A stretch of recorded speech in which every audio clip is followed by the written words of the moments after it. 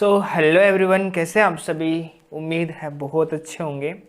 आज इस वीडियो के अंदर हम करने वाले हैं start India 16, that is the property plant and equipment. And हमें इस वीडियो के अंदर सबसे पहले कॉन्सेप्ट डिस्कस करने वाले हैं। वो कॉन्सेप्ट एक बार अपने अच्छे से हो जाए, देन इसके बाद में मैं नेक्स्ट वीडियो में आपसे सारे क्वेश्चंस भी डिस्कस कर लूँगा। और ये दोनों वीडियो आज ही आ जाएगी, सो बने रहिए मेरे साथ में। एक भाई ने इंडिया 8 की वीडियो का भी बोला था, तो वो भी मैं बना रहा हूँ भाई। वो थोड़ा सा मेरा थ्रोट ऐसा हो गया था कि बोला अच्छे से नहीं बोला जा रहा था, लेकिन अभी ठीक है। तो अभी जब जितने वो बोलते हैं ना, प्रभु इच्छा जब तक रहेगी तब तक अपन कंटिन्यू करते हैं और बनाते हैं। ओके, सो सबसे पहले अपन इंडिया 16 देखने वाले हैं। मैं यहाँ पे आपको क्या क्या चीज़ें कवर कराना हूँ। सबसे पहले तो ये मेरे खुद के नोट्स हो गए। ओके, ये मेरे खुद के नोट्स हो गए। ओके, आपको कोई भी डाउट हो तो अगेन मैं बोल देता हूँ, 9166998557 पे आप मैसेज कर सकते हो मुझे व्हाट्सएप पे। ओके, एंड यहाँ पे अपन अपने नोट्स डिस्कस करने वाले हैं। As you can see, the second thing is our ICAI। तो ये मैंने ICAI का मई 22 का है, वो PDF ऑलरेडी डाउनलोड कर रखा है। तो अपन एक बार इससे भी सारा गो थ्रू करेंगे।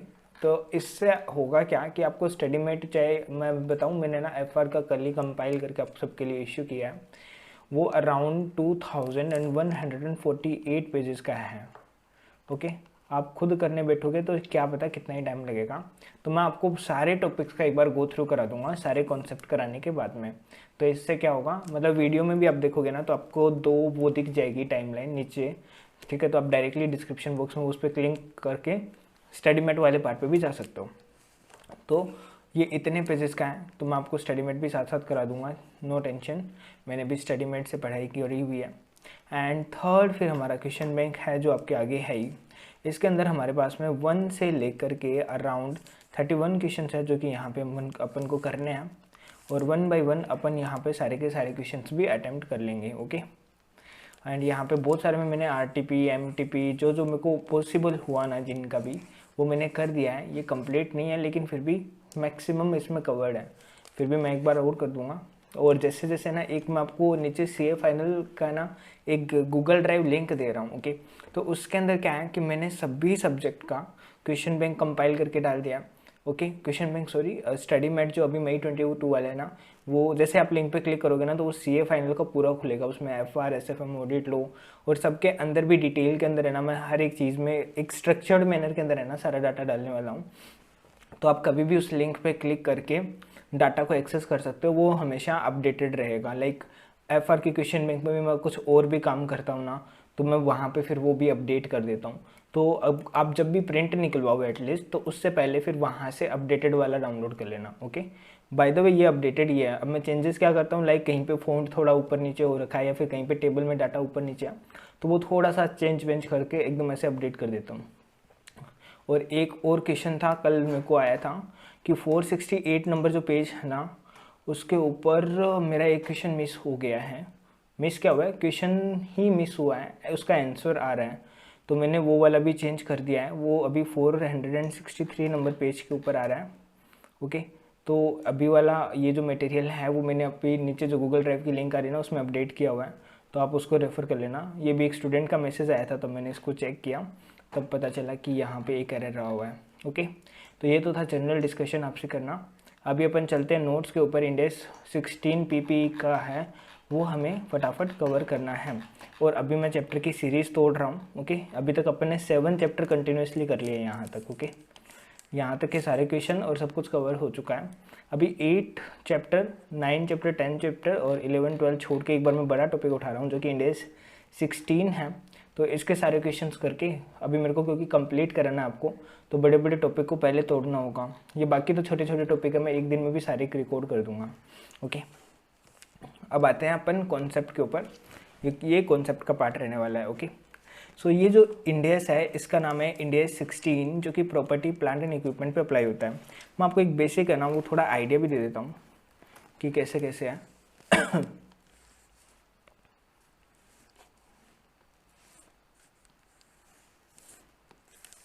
सी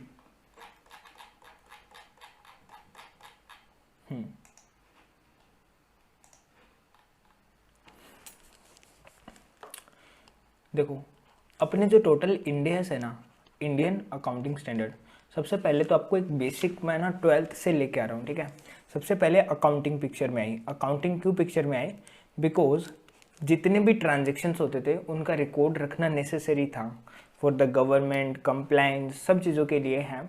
तब हमने अकाउंटिंग करना सीखा, ओके। अब अकाउंटिंग जब करने लगे ना तो सब अलग अलग तरीके से करते थे। ये मैं आपको सदियों से लेके आ रहा हूँ, ठीक है। सबका करने का तरीका अलग होता था। तो इसीलिए इस अकाउंटिंग को स्टैंडर्डाइज करने के लिए, ओके, स्टैंडर्डाइज करने के लिए है कि सबकी एक जैसी हो, जिससे सारी चीज़ें मैच हो सके, okay. Different different peer entities को कंपेयर किया जा सके। तो उसके लिए स्टैंडर्डाइज करने के लिए हम वो हमारे अकाउंटिंग स्टैंडर्ड आए। अकाउंटिंग स्टैंडर्ड यानी अकाउंटिंग करने के स्टैंडर्ड्स को क्या बोलते हैं हिंदी में? मतलब कि एक तरह से ये प्रिंसिपल्स हैं या फिर रूल्स हैं जो कि आपको माइंड में रखने हैं। ये डिफरेंट डिफरेंट चीज़ों के लिए बनाए गए थे। सबसे पहले पॉलिसीज़ के रिगार्डिंग कि जहाँ पे भी एम्बिग्युइटी होती है तो हम कौन सी लें, ठीक है, इन्वेंट्री कैसे लेनी है, कैश फ्लो कैसे बनाना है, वगैरह वगैरह वगैरह करके बहुत सारे इंडेस आई, ओके। और ASI सॉरी अकाउंटिंग स्टैंडर्ड आए। और अभी रिसेंटली उन्हीं को चेंज करके अकाउंटिंग स्टैंडर्ड को थोड़ा और रिजिड, थोड़ा और जिस पे सब्सटेंस के ऊपर फोकस किया। सब्सटेंस बोले तो मतलब रियल ट्रांजेक्शन को जिसको प्रेजेंट करना बोलते हैं ना, वो वाले पे फोकस किया। AS में क्या होता था, कई कमियां थी, ओके, कमियां थी बोले तो कि कहीं कहीं पे डेफिशिएंसीज थी, लाइक वो प्रेजेंट वैल्यू के इम्पैक्ट को रखता ही नहीं था, ओके। तो इन सब डेफिशिएंसीज को रियलाइज किया और उसके अकॉर्डिंग फिर अब हमारे गवर्नमेंट ने इंडेस है वो लेके आए ताकि और ज़्यादा true and fair picture present हो। अब जो ये इंडेस भी है ना, ये जितने भी स्टैंडर्ड्स बने होते थे ये मैक्सिमम है ना कुछ 3, 4 या 5 टाइप के अंदर डिवाइड होते थे, ओके। सबसे पहले लाइक एसेट के ऊपर हो गए, ओके। तो जितनी भी हमारी बैलेंस शीट में एसेट साइड आती है उन सब के लिए इंडेस बने हुए हैं। ऐसे ही लाइबिलिटी के लिए हो गए,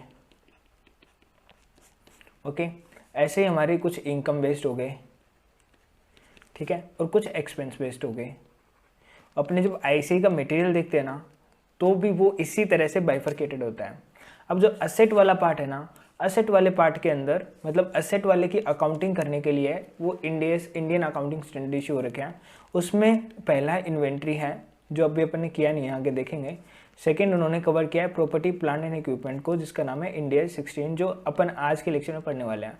तो अब आपको पता चल गया कि आखिर अपन पढ़ कहाँ से रहे हैं, ओके। टोटल और जो रेगुलेशन थी अकाउंटिंग को रेगुलेट करने के लिए जो इंडियस आए हुए हैं, उन स्टैंडर्ड्स को अपन ने जब बाइफरकेट किया तो हमारा एसेट के ऊपर एक स्टैंडर्ड निकल के आया। एसेट पे कई स्टैंडर्ड्स हैं, अभी अपन आगे पढ़ेंगे तब। और उसमें से एक कौन सा है, प्रॉपर्टी प्लांट एंड इक्विपमेंट है कि PPE की अकाउंटिंग कैसे होगी। ये AS के टाइम पे ना AS 10 था, जिसको अपन बोलते थे फिक्स्ड एसेट, ओके। मतलब फिक्स एसेट के ऊपर ये अकाउंटिंग के बोलता था। और अब ये इंडिया 16 के अंदर कन्वर्ट हो गया, जो कि बोलता है कि भाई क्या ट्रीटमेंट होगा एज पर इंडिया 16 के अकॉर्डिंग। सी ऐसे ही इनकम के ऊपर अपन ऑलरेडी कर चुके हैं, revenue from operation India 115, right. ऐसे ही गवर्नमेंट ग्रांट भी है, ओके। तो बहुत सारे हैं, अपन और भी देखेंगे इसमें, ओके। एक्सपेंस के ऊपर है, जैसे एम्प्लॉय बेनिफिट वाला एक्सपेंस का हो गया, ठीक है, ये इंडिया 19 कवर करता है अपना, ओके। SBP वाला हो गया, शेयर बेस्ड पेमेंट वाला, ये भी अपने एक्सपेंस की अकाउंटिंग को बताता है, ओके। और फिर इंडिया 16 के अंदर ही आ जाता है डेप्रिसिएशन वाला पार्ट। तो मतलब एक इंडिया से है लेकिन वो दो चीज़ों के बारे में बताता है, प्रॉपर्टी वगैरह की अकाउंटिंग भी बताता है, साथ साथ में आपकी डेप्रिसिएशन का ट्रीटमेंट भी दिखाता है, ओके। वही रेवोल्यूशन का भी ट्रीटमेंट क्या होना वो दिखाता है। इसके अंदर प्रोविजन जैसे कि इंडिया 37 आ गया कि आपको कितना प्रोविजन बुक करना है, ठीक है। इंडेस 109 आ गया, ओके। इंडेस 19 आ गया जहाँ पे अपन बुक करते हैं 102 share based payment liability book करते हैं। तो बहुत सारी चीज़ें जो इन्हीं इंडेस के अंदर ऑटोमेटिक लिंक्ड है। तो अपन मेन चीज़ें जो फोकस करते हैं वो इन्हीं 4 चीज़ों के ऊपर फोकस करते हैं जिसके ऊपर पूरे इंडेस हैं, ओके। हाँ, एक दो अलग हैं जिनका मतलब नॉर्मली फाइनेंशियल स्टेटमेंट से कोई लेना देना नहीं है, लेकिन उनके बेस पे अपन एडिशनल इन्फॉर्मेशन देते हैं। लाइक जैसे इंडेस 33 जो कि आपको EPS कैलकुलेट करने के रिगार्डिंग है, ओके। इंडियस 21, ओके, जो कि आपका फॉरेक्स का एक्सचेंज गेन वगैरह का क्या रहा है, फॉरेन ऑपरेशंस को ट्रांसलेट करने के रिगार्डिंग बताता है। तो इस तरह से ये कंप्लीट स्ट्रक्चर है जिसको अपन को अच्छे से समझना है, ओके। तब आपके माइंड में फिट रहेगा। मतलब पहले मैं मेरा बताता हूँ कि मेरे को है ना इंडिया से एकदम वास्ट लगते थे, समझ ही नहीं आता था कि क्या हो रहा है क्या नहीं हो रहा है। लेकिन एक स्ट्रक्चर से समझना है कि जब अकाउंटिंग हुई ना तो अकाउंटिंग को रेगुलेट करने के लिए कुछ गवर्नमेंट ने रूल्स दिए, जितने भी बैलेंस शीट और पीएनएल के आइटम है ना, एक तरह से मान के चलो उन सब के ऊपर एक जनरल उन्होंने क्या दे रखा है, रूल्स एंड रेगुलेशंस बना रखे हैं कि आपको अकाउंटिंग करनी है ना, तो आपको इन दायरों में रह के अकाउंटिंग करनी है, ताकि सबका एक स्टैंडर्डाइज फॉर्मेट हो सके। और उसी के लिए जब बैलेंस शीट अपन देखते हैं, तो बैलेंस शीट में हमारे पास में, बैलेंस शीट भी क्या है, हमारी आज की फाइनेंशियल पोजीशन है, बस और कुछ नहीं है। तो आपकी पोजीशन में हो सकता है ना कि आपके पास में बिल्डिंग्स हो, मैं आपको ना बहुत बड़ा, मतलब मान लो रिलायंस, टाटा, अंबानी सब कुछ हो आप, तो आपके पास में बिल्डिंग्स होगी बहुत सारी, ठीक है, आपके पास में वो अदर एसेट्स होगी, फैक्ट्रीज होगी, ओके, फैक्ट्रीज है, प्लांट है, मशीनरीज है, तो ये सारी आपकी किस में आती हैं, इसमें पीपी वाले में कवर हो जाएगी। और इनकी अकाउंटिंग कैसे करनी है, ये कौन बताता है आपको, इंड AS 16 यहाँ पे पिक्चर में बताता है। Got it. अब टेक्निकली अपन आगे बढ़ने वाले हैं मेरे नोट से, उसके लिए मैंने एक बार आपको थोड़ा सा बेसिक नॉर्मल बैकग्राउंड देने की कोशिश की है। ओके, तो अब चलते हैं अपन इंड AS 16 के अंदर, ठीक है। अर्लियर अपन इसे फिक्स एसेट का इंड AS भी बोलते, AS बोलते थे, AS 10 है वो पिक्चर में आता था उस टाइम पे। This Ind AS applies to property plant and equipment which includes bearer plant. Okay, यहाँ पे अब पीपी की डेफिनेशन देखेंगे आपने, लेकिन ये इंड AS की जो एप्लीकेबिलिटी है वो क्लियरली आपको यहाँ पे डेमोन्स्ट्रेट कर देती है कि ये प्रॉपर्टी प्लांट इक्विपमेंट पे लगेगा। ओके, और साथ साथ में यह इंक्लूड्स भी करता है किसको, बियरर प्लांट को। अब बात आती है कि बियरर प्लांट क्या होते हैं। ओके, बियरर प्लांट क्या होते हैं, इसको समझाने के लिए मैं आपके सामने एक फॉरेस्ट का एग्जांपल लेता हूँ। किसका, फॉरेस्ट का। ओके, फॉरेस्ट, ये आपका पर्सनल फॉरेस्ट है। ओके, यहाँ पे है ना आम का पेड़ लगा है ये। ओके, ये किसका पेड़ है, आम का पेड़। ओके, ये किसका है, ये मान लो अमरूद है, ठीक है। ये किसका है, ये एग्जाम्पल के लिए मान लो, और कोई अच्छा फल कौन सा देता है, मान लो नींबू है। ओके, नींबू का पेड़ है। ऐसे ऐसे करके आपके पास में बहुत सारे बड़े बड़े ट्रीज हैं। अब इनके ऊपर क्या आता है, आम लगते हैं मस्त मस्त, इस पे अमरूद लगते हैं, इस पे पीले पीले नींबू लगते हैं। ओके, तो अब आपको ये समझना है कि अगर आप इसको ओन करते हो, ठीक है, आप इसको ओन करते हो, और एग्जाम्पल के लिए मान लो आपने यहाँ पे लगभग 50,000 ऐसे प्लांट लगा रखे हैं। ओके, जिससे आपको क्या होता है, फ्रूट्स मिलते हैं। ओके, और फिर आप उन फ्रूट्स को मार्केट में सेल करते हो। ओके, और आप अच्छा खासा पैसा कमाते हो, और इसलिए आपकी लिस्टेड एंटिटी, आपने अपनी एंटिटी को लिस्टेड भी करा लिया। तो अब ये अकाउंटिंग किस तरह से करेगी, ये पर्सपेक्टिव के अंदर बात करें, तब हमारा यहाँ पे बियरर प्लांट का एंड बायोलॉजिकल एसेट का नाम है वो पिक्चर में आता है। ओके, इसके अकाउंटिंग कौन से इंड AS के अकॉर्डिंग होती है, ये इंड AS 41 के अंदर कवर होते हैं। कौन सा, इंड AS 41 के अंदर, जहाँ पे हम एग्रीकल्चर के रिगार्डिंग अकाउंटिंग देखते हैं। तो बियरर प्लांट और बायोलॉजिकल एसेट में डिफरेंस क्या होता है, मैं अब आपको ये दिखाने वाला हूँ। सी, बायोलॉजिकल एसेट जो है ना, वो किस में कवर्ड होती है, आपके इंड AS 41 में ही होती है। क्यों, क्योंकि ये यहाँ पे कवर्ड है कि भाई एग्रीकल्चर से रिलेटेड नॉर्मल जो प्रोडक्ट है, ओके, वो आपका इंड AS 41 में कवर होता है। और उसके बाद में जैसे ही आपने इसको पेड़ से अलग कर लिया ना, ये पेड़ से अलग हो गया, इसको क्या बोलते हैं, हार्वेस्टिंग बोलते हैं एक तरह से। तो जैसे आपने उसको हार्वेस्ट किया, यानी कि ये अब जमीन से अलग हो चुका है। ओके, इस टाइम पे जैसे ये अलग हो जाएगा, फिर वो आपका इन्वेंट्री का पार्ट बन जाएगा। ओके, क्योंकि आपका प्रोडक्ट तो यही है ना, मार्केट में तो आप इसी को सेल कर रहे हो, लेकिन जब तक पेड़ पे लगा हुआ है तब तक क्या, वो आपके लिए बायोलॉजिकल एसेट है, वो आपकी संपत्ति है। ओके, तो आपको ये समझना है ये बायोलॉजिकल एसेट है। ओके, ऐसे ही गाय बछड़े वो सब भी इसी में कवर होते हैं। ओके, अब बात करते हैं सेकंड थिंग कि मान लो फिर अब इस कंपनी की, मान लो ये जो कंपनी है जो फ्रूट लगाती है, इसके पास में एसेट क्या है, प्रॉपर्टी प्लांट एंड इक्विपमेंट क्या है। पीपी नॉर्मली क्या होती है, जो कि कंपनी अपने ऑपरेशंस में यूज करती है। अब ऑपरेशन में एक तो ये लैंड यूज कर रही है, तो मान लो लैंड इसकी क्या हो गई, संपत्ति हो गई। सेकंड थिंग ये क्या यूज कर रही है, ये ट्री यूज कर रही है। अब इसकी लाइफ भी मान के चलो 50 साल है। ओके, जिसके ऊपर मान लो इसको लगाने के लिए इसने 1 लाख रुपए का खर्चा किया है। ओके, एक पेड़ को लगाने के लिए, तो ऐसे 50,000 ट्री है, तो लगभग 50,000 लाख, तो मतलब काफ़ी बड़ी अमाउंट हो चुकी है यहाँ पे। तो अब बताओ, ये पेड़ भी क्या इसकी संपत्ति होंगे, हाँ होंगे। क्या होंगे, संपत्ति होंगे, और इनको क्या बोला जाता है, बियरर प्लांट यहाँ पे बोला जाता है। समझ गए, मतलब ये जो आम इसके ऊपर लगा हुआ है ना, वो आपका है बायोलॉजिकल एसेट। ओके, और जो ये पेड़ है ना खुद में, ये पूरा का पूरा पेड़, ये पेड़ आपका क्या हो गया, बियरर प्लांट हो गया है। समझ गए। अब क्या होगा, इसकी डेफिनेशन जब अपन पढ़ेंगे ना तो अच्छे से समझ आ जाएगी। चलो, bearer plants are plant that gives fruits. Okay, तो बियरर प्लांट्स कौन से प्लांट्स होते हैं जो आपको फ्रूट्स देते हैं, जिसकी लाइफ जो होती है ना वो नॉर्मली 1 साल से ज़्यादा है। ओके, और इसीलिए इसके अकाउंटिंग भी पीपी में कवर हो गई है। अब ऐसा क्वेश्चन आपके दिमाग में नहीं आना चाहिए कि क्यों कवर होती है। ओके, जब उन्होंने बनाया यहाँ पे स्टैंडर्ड तो वो कह रहे थे कि यार अपन इसकी अकाउंटिंग कैसे करेंगे, तो जब मोर और लेस कंपेयर किया ना तो बोला कि जैसे अपन पीपी की अकाउंटिंग करते हैं ना उसी प्रकार से अपन इसकी भी अकाउंटिंग कर सकते हैं। अगर ये पेड़ खराब हो गया तो इसका भी इम्पेयरमेंट होगा। अगर ये पेड़ को नॉर्मली 50 साल की लाइफ है तो अपन ओवर द 50 ईयर इसको डेप्रिशिएट करेंगे।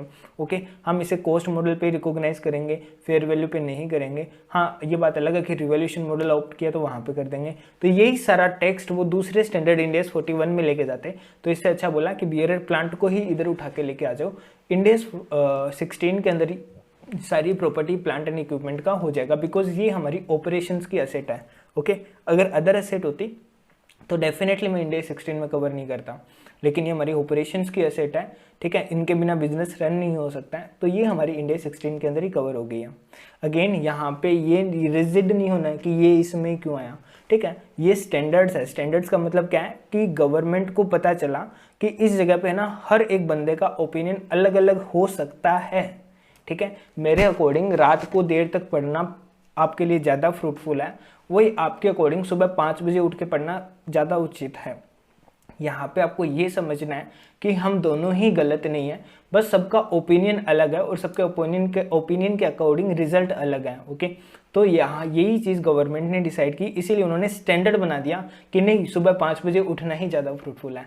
समझ गए? इसीलिए उन्होंने बोल दिया कि इंडिया 16 पीपी के अंदर ही आप बियरर प्लांट की अकाउंटिंग करोगे। होप सो समझ आ गया होगा। अभी तक कितना टाइम हो चुका है अपन को? 17 मिनट हो चुके हैं, तो अभी थोड़ा सा स्पीडली चलते हैं। आपको मेरे को थोड़ा बेसिक बताना था इसका।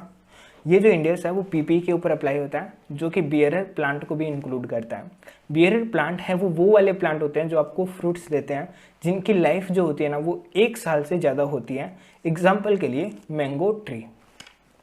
ये जो इंडेस है वो एप्लीकेबल नहीं होगा बायोलॉजिकल एसेट के ऊपर, क्योंकि इंडेस 41 अप्लाई होता है उसके ऊपर। बायोलॉजिकल एसेट क्या थे? खुद आम थे। ये जो आम है ना, ये आम ही कौन थे? बायोलॉजिकल एसेट थे। और ये पूरा पेड़ जो था वो कौन सा था? Bearer plant. समझ के?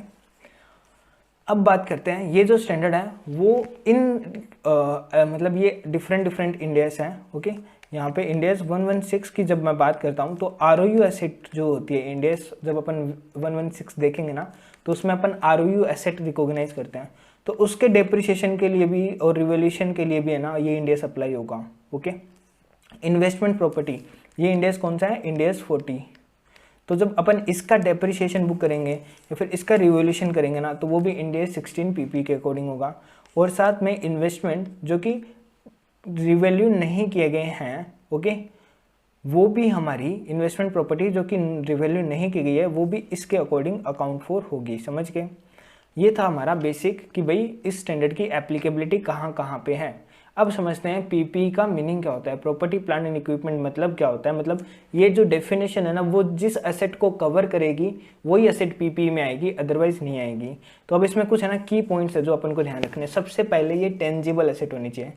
सबसे पहले कंडीशन क्या है? ये टेंजिबल एसेट होनी चाहिए। मतलब अगर कोई इंटेंजिबल एसेट यूज हो रही है तो इसमें आएगी? नहीं आएगी। उसके लिए एक सेपरेट इंडेस है, इंडेस 39, वो उसमें चली जाएगी।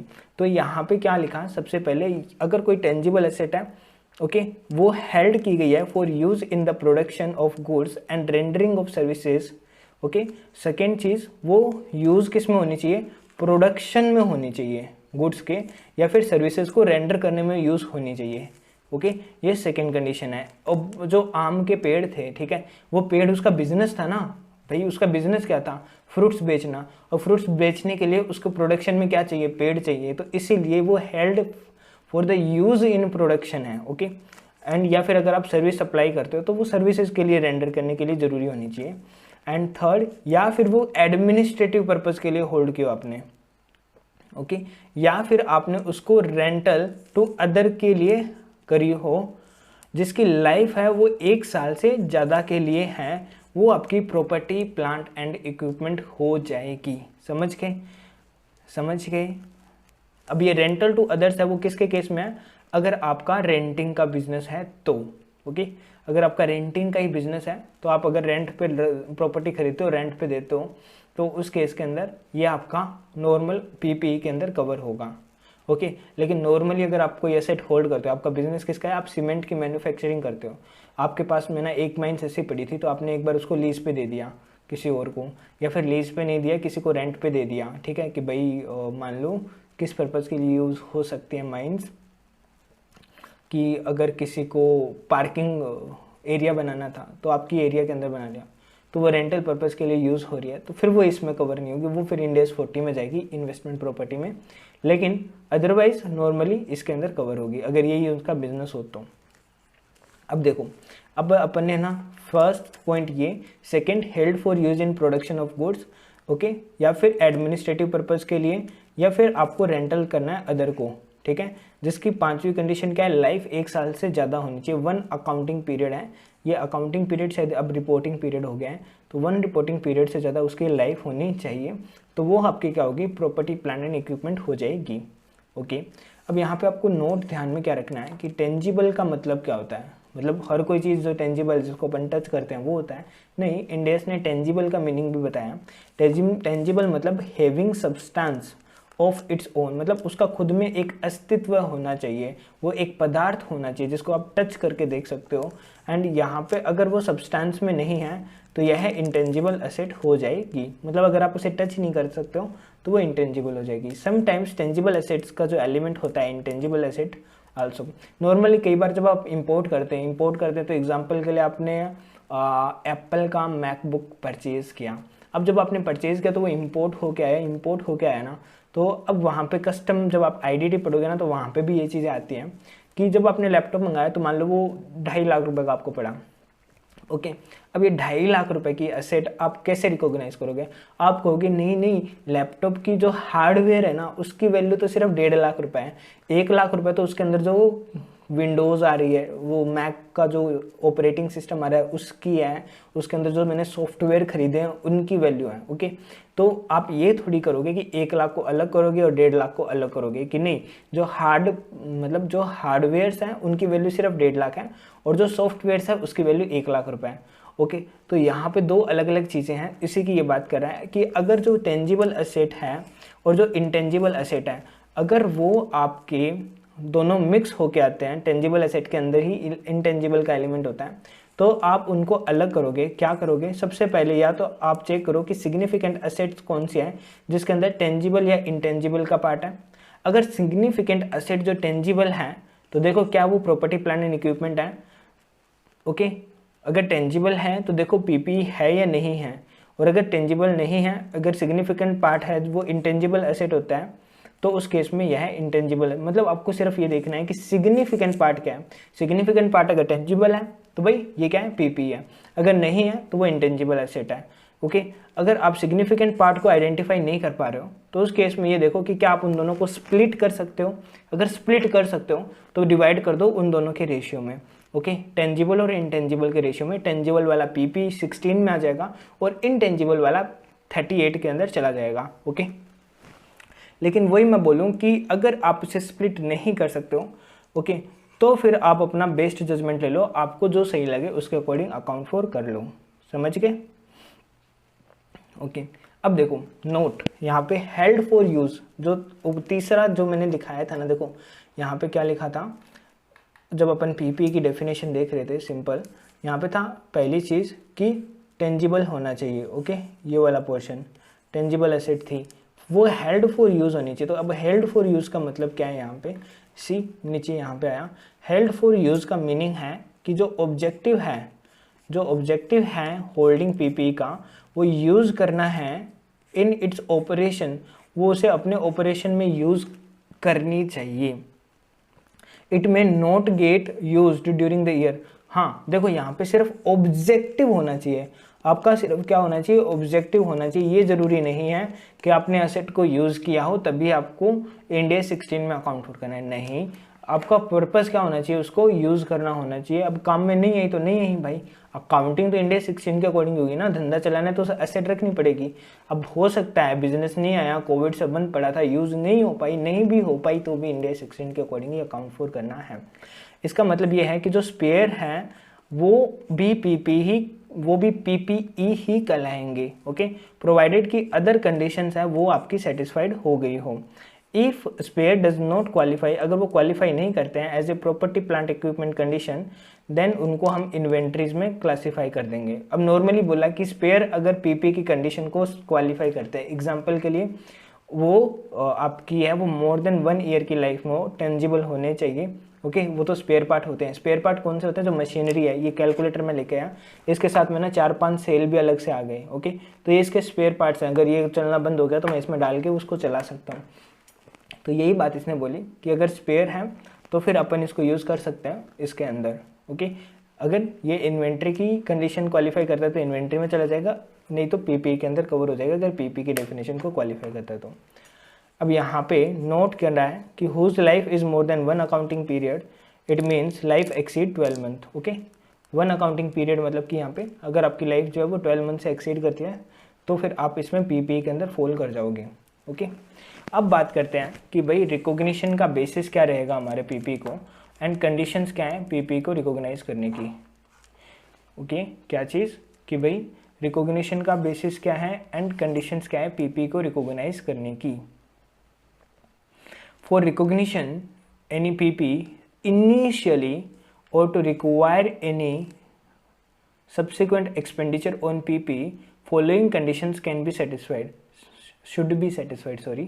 ओके, क्या क्या कंडीशन है, यह है प्रोबेबल होना चाहिए कि फ्यूचर, देखो ये कंडीशन सिर्फ पीपी की नहीं है कोई कि अपन पीपी को देखेंगे।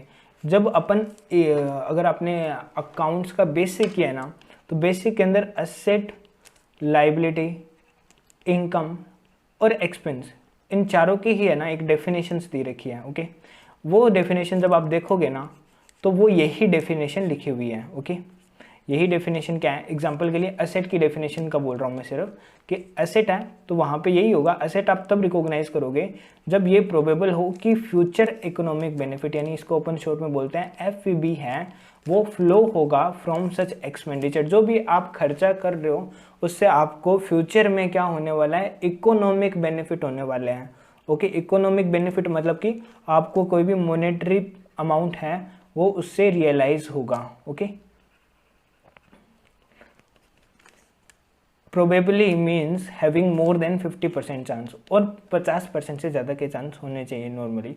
तो वॉट एवर द एक्सपेंडिचर आप इनकर कर रहे हो, अगर उससे आपको फ्यूचर इकोनॉमिक बेनिफिट ऐसे एक्सपेक्ट हो रहे हैं कि हाँ यार मैं इस फ़ोन में है वो क्या कर रहा हूँ, पैसे लगा तो रहा हूँ, मैंने ये 30,000 का फ़ोन खरीद तो लिया, लेकिन अब इसको अगर मैं ये सोचूं कि यार 30,000 का खर्चा तो कर दिया, ओके, लेकिन क्या इसको मेरे को कोई बेनिफिट मिलेगा, फ्यूचर इकोनॉमिक बेनिफिट है, तो मैं कह सकता हूँ हाँ है। मैं इससे वीडियोस बना के डालूंगा, यूट्यूब पे डालूंगा, उससे मेरे को थोड़ी बहुत रेवेन्यूज़ होगी, तो मैं कह सकता हूँ इससे मेरे को FEB एक्सपेक्टेड है। और सेकंड जो भी है वो इसकी कॉस्ट जो है क्या मैं उसको मेज़र कर सकता हूँ कि क्या मुझे पता है कि ये 30,000 का ही है। अब एक एग्जाम्पल के लिए मान लो असेट है, आपने देख लिया कि इससे फ्यूचर इकोनॉमिक बेनिफिट तो फ्लो होगा, लेकिन इसकी कॉस्ट क्या है नहीं पता, तो उस केस में क्या होगा, फिर कुछ होगा क्या, नहीं। तो कॉस्ट अगर रिलायबली एस्टिमेट नहीं कर सकते हो तो भी यहाँ पे आप उसको पीपी रिकॉग्नाइज नहीं करोगे, एसेट रिकॉग्नाइज नहीं करोगे। तो दोनों कंडीशन सेटिस्फाई होनी चाहिए। यहाँ पे एंड का साइन आता है, पहली कि फ्यूचर इकोनॉमिक बेनिफिट है वो फ्लो होंगे आपको, and the second thing that जो कॉस्ट है वो आप रिलायबली एस्टिमेट कर सकते हो। इफ़ एनी और बोथ ऑफ द कंडीशन है वो सेटिस्फाइड नहीं होती है, मतलब इन दोनों में से कोई एक भी सेटिस्फाई नहीं है, तो फिर कोई भी एसेट वो रिकॉग्नाइज नहीं की जाएगी और वो इमीडिएटली क्या कर देंगे, अपन एक PNL में एक्सपेंस को राइट ऑफ कर देंगे। अगर कोई पास्ट एक्सपेंस है, मान लो मैंने पहले क्या कर दिया था, खर्चा कर दिया था, ओके, वो पहले ही मैंने PNL में राइट ऑफ भी कर दिया, तो क्या अब मैं उसे एसेट का पार्ट बनाऊंगा, नहीं, क्योंकि यहाँ पे PP वाली कंडीशन सेटिस्फाई नहीं हुई थी उस टाइम, लेकिन अब हो चुकी है। तो भाई ऐसा कैपिटलाइजेशन नहीं किया जा सकता, जब आपने पहले ही राइट ऑफ कर दिया तो अब आप वापस उसको कैपिटलाइज नहीं कर सकते हो। ओके, अब बात करते हैं इनेबलर एसेट कौन कौन से होते हैं। ये एक छोटी सी डेफिनेशन आती है। इनेबलर एसेट है ना, वो नॉर्मली कौन से होते हैं, ये डायरेक्टली कुछ रेवेन्यू अर्न नहीं करते हैं, लेकिन आपकी कोई पीपीएस है ऑलरेडी तो उसको हेल्प करते हैं ताकि वो फ्यूचर इकोनॉमिक बेनिफिट आपको प्रोवाइड कर सके। Okay, some time asset does not provide benefit directly to an entity, यह हेल्ड किए जाते हैं इन अर्निंग इकोनॉमिक बेनिफिट, लेकिन ये हेल्प करते हैं, ये क्या करते हैं, हेल्प करते हैं in earning the economic benefit from other asset, and इसीलिए इसको इनेबलर पीपी भी कहा जाता है। समझ गया। यह रिकॉग्नाइज किए जाएंगे as property plant and equipment. For example, जो रोड आपने बनाई है, ओके, वो आप बिल्डिंग के साथ में कैपिटलाइज कर सकते हो, इवन दो रोड्स जो है वो अंडर कंट्रोल है एंटिटी के, एंड ये इनेबलर एसेट कहलाएगी। अब रोड आपको डायरेक्टली कोई फ्यूचर इकोनॉमिक बेनिफिट जनरेट करके नहीं दे रही है, ओके, लेकिन रोड को जब आप यूज़ करोगे ना, ठीक है, बिल्डिंग के साथ में, तो फिर आपको एक अच्छा खासा है वो फ्यूचर इकोनॉमिक बेनिफिट फ्लो होगा। तो यही बात बोला है कि ये रोड यहाँ पे क्या हो गया, इनेबलर एसेट हो गया। अब दूसरा एग्जाम्पल के लिए सेफ्टी इक्विपमेंट्स है। सेफ्टी इक्विपमेंट्स मतलब कि जैसे फायर फाइटिंग इक्विपमेंट्स होते हैं, तो जो फायर फाइटिंग इक्विपमेंट है जो कि स्टाफ के लिए यूज़ होते हैं, ओके, वो आपने इंस्टॉल करके रख लिया। अब पूरे साल आपने उसको यूज़ ही नहीं किया क्योंकि ज़रूरत ही नहीं पड़ी, आग लगी नहीं तो यूज़ क्यों होंगे, ओके। तो इसीलिए जो फायर फाइटिंग इक्विपमेंट है वो हमेशा इनेबलर एसेट होंगे क्योंकि वो कंप्लायंस पर्पज से नेसेसरी है, अदरवाइज जो कंप्लायंस वाले हैं वो आके आपकी फैक्ट्री पे ताला लगा देंगे, ओके। कोई भी एक्सपेंडिचर जो कि आप CSR के लिए करते हो, ओके, वो एज ए पीपी कभी रिकॉर्ड नहीं किया जा सकता है क्योंकि अनलेस की वो CSR एक्सपेंडिचर है वो नॉट क्वालिफाई पैरा 7 और does not enable the future economic benefit to other PP, यानी कि फ्यूचर इकोनॉमिक बेनिफिट यानी कि या तो आपकी फ्यूचर में कॉस्ट कम हो रही है या आपकी अर्निंग इंक्रीज हो रही है। अगर ये चीज़ क्वालिफाई नहीं होती है तो वो CSR का खर्चा एज ए एसेट बुक नहीं किया जाएगा। Got it. अब बात करते हैं कंपोनेंट बेस्ड अकाउंटिंग की। सी, अभी तक अपन ने क्या क्या पढ़ा, अभी तक अपन ने यहाँ पे ये पढ़ा कि प्रॉपर्टी, ये जो इंडिया 16 है वो क्यों आया, मतलब कि एसेट की अकाउंटिंग करने के लिए। मेनली क्या है, एसेट के अंदर है वो बिजनेस और ऑपरेशनल पर्पज से जो भी एसेट रखी जाती है वो पीपीई के अंदर कवर होती है। फिर पीपीई की डेफिनेशन देखी, कहाँ कहाँ पे ये एप्लीकेबल होता है, ओके। अगर टेंजिबल और इंटेंजिबल दोनों आते हैं तो उसको स्प्लिट कैसे करना है, ओके, रिकॉग्निशन कैसे करना है। अगर दो कंडीशन है, एक तो FAB आपको फ्लो होना चाहिए एंड कॉस्ट आप रिलायबली एस्टिमेट कर पा रहे हो, एंड यहाँ पे आपका आ गया था कि इनेबलर एसेट क्या होते हैं और उनकी अकाउंटिंग भी अपन इंडिया 16 पीपीई के अंदर करेंगे। फिर इसके दो एग्जांपल भी डिस्कस कर लिए थे। अब अपन चलते हैं कंपोनेंट बेस्ड अकाउंटिंग के ऊपर। कल जब मैंने आपको इंडिया 10 के क्वेश्चन कराए थे तो उसमें भी एक कंपोनेंट बेस्ड अकाउंटिंग का क्वेश्चन था, मैं भी इसी की बात कर रहा हूँ कि सी, कंपोनेंट बेस्ड अकाउंटिंग की जो एप्लीकेशन है वो मैंडेटरी है as per schedule 3 of the companies act 2013, okay. यहाँ पे शेड्यूल 3 ने मैंडेटरी कर दिया है कि आपको क्या करनी है, कंपोनेंट बेस्ड अकाउंटिंग ही करनी है और यह मैंडेटरी भी है। अब इंडियस किसके ऊपर लगता है, एग्जांपल के लिए मान के चलो 250 करोड़ से ज़्यादा की कंपनी पे लगता है, तो ये उन्हीं के लिए कंपलसरी होगा कि भाई उन्हें क्या करना है, कंपोनेंट बेस्ड अकाउंटिंग करना है। समझ के, ये नहीं कि आपके ऊपर मेरे ऊपर है, मैं कहूँगा कैलकुलेटर है, कैलकुलेटर के अंदर मेजर कंपोनेंट क्या है, ये बटन है, ये स्ट्रक्चर है और ये LCD है, तो इन तीनों को अलग अलग करके अकाउंटिंग करता हूँ। नो, वो उनको पता है गवर्नमेंट को मेटेरियलिटी क्या चीज़ होती है, तो उन्होंने ऐसी कंपनी को चूज़ किया जिनका टर्नओवर ही 250 करोड़ से ऊपर है, मतलब कि इंडियस मैंडेटरी है, it means component based accounting भी आपको करनी है। अब वहाँ पे ज़रूरी क्या है, क्योंकि वहाँ पे अगर आप 250 करोड़ का टर्नओवर कर रहे हो या प्रेस्क्राइब लिमिट को अचीव कर रहे हो तो इट मीन्स कि आपके पास में मेजर एसेट है जिनकी वैल्यू भी करोड़ों के अंदर है। अब करोड़ों के अंदर वैल्यू है तो एक बार के लिए तो ये कंपलसरी हो जाता है ना कि भाई आप उनको कॉस्ट को स्प्लिट करो, क्योंकि हो सकता है ना उसके अंदर बड़ी बड़ी चीज़ें होती हैं। एक एसेट है, एक मान लो मशीनरी है, उसके अंदर इंजन लगता है, उसके अंदर जो अदर स्पेयर पार्ट्स है वो डलते हैं, तो सबकी लाइफ अलग अलग हो सकती है। पूरे इक्विपमेंट की लाइफ है मान लो 5 साल, ओके, और इंजन है वो 20 साल तक कुछ नहीं बिगड़ेगा, ओके। बाकी स्पेयर पार्ट चेंज कर करके आप उसे यूज़ कर सकते हो। तो फिर वो कहता है कि आप इंजन को फिर 20 ईयर में डेप्रिशिएट करो ना, 5 साल में क्यों कर रहे हो, और बाकी स्पेयर पार्ट्स को आप 20 साल में क्यों लेके जाओगे, आप बाकी को 5 साल में राइट ऑफ करो। तो इस तरह से ये पूरा है वो किया जाता है, इसीलिए कंपोनेंट बेस्ड अकाउंटिंग पिक्चर में आ जाता है, समझ के, ताकि और ज़्यादा ट्रू एंड फेयर पिक्चर है वो शेयर होल्डर लोगों को या फिर स्टेक होल्डर्स को है वो अवेलेबल हो। जब भी कोई पीपी रिकॉग्नाइज की जाती है then identification of component should be made. तो आपको आइडेंटिफाई करना पड़ेगा कि कौन कौन से कंपोनेंट हैं। कंपोनेंट्स रिप्रेजेंट करते हैं part of PP have substantive value in comparison of total cost of PP. अब देखो, अब ऐसे नहीं कि हर किसी पार्ट को, जो आपकी पीपी की वैल्यू है, एग्जांपल के लिए मान लो आपके पास में क्या है, आपके पास में है इसको बोलते हैं कंप्रेशन मशीन। ओके, इसकी वैल्यू कितनी है, एग्जांपल के लिए आपने 6 करोड़ रुपए में आपने ये खरीदी है। ओके, अब इसके अंदर मान लो एक इंजन है, इंजन अगर आप वापस से इंस्टॉल कराओगे तो उसकी वैल्यू है आपकी 2 करोड़ रुपए। ओके, और बाकी सारे पार्ट की 4 करोड़ वैल्यू है, तो टोटल 6 करोड़ रुपए इस पूरी पीपी की है। ओके, अब इंजन की लाइफ मान लो 20 ईयर्स है और इसकी लाइफ है 40 ईयर्स। ओके, इसकी लाइफ कितनी है, 40 ईयर्स। तो अब आपको यही देखना है कि आपको इसको कंपोनेंट बेस्ड अकाउंटिंग के अंदर सेपरेट करना है, लेकिन सेपरेट करने के अंदर क्राइटेरिया आपको फॉलो करनी है। एग्जांपल के लिए मान लो इसमें ना कुछ नट्स और बोल्ट्स लगे हैं। ओके, उसकी वैल्यू कितनी है, 2 रुपये है, तो आप उनको भी अलग अलग अकाउंटिंग करोगे क्या, नहीं। यहाँ पे यही लाइन को क्लैरिफाई करने के लिए कि आपको सब कुछ अकाउंट फॉर नहीं करना है, आपको सिर्फ इसको अकाउंट फॉर करना है। यहाँ पे लिख दिया कि जिनकी सब्सटेंटिव वैल्यू है ना, जिसकी सब्सटेंटिव वैल्यू है वो ही एसेट आपको कंसिडर करनी है। Okay, in comparison to total cost of PP, 6 crore के कंपेयर में 2 करोड़ क्या है, सब्सटेंटिव वैल्यू है, ये 30% को कवर करते हैं, तो इसीलिए आपको इसको सेपरेटली रिकॉग्नाइज करना है। लेकिन बोल्टो वो 2 रुपये का, वो 0% के इक्वल भी नहीं है, तो फिर यहाँ पे उसको रिकॉग्नाइज नहीं किया जाएगा। समझ गए आप, यहाँ पे सिर्फ सब्सटेंटिव वैल्यू के ऊपर है वो फोकस किया गया है। In comparison to total cost of PP, component जिसके सिमिलर डेप्रिसिएशन मेथड है, यूजफुल लाइफ है एंड यूजेस हैं, वो कंबाइन किए जाएंगे एज ए सिंगल कंपोनेंट के रूप में। कैसे, सिंगल कंपोनेंट के रूप में वो क्या किए जाएंगे, रिकॉग्नाइज किए जाएंगे। समझ गए आप,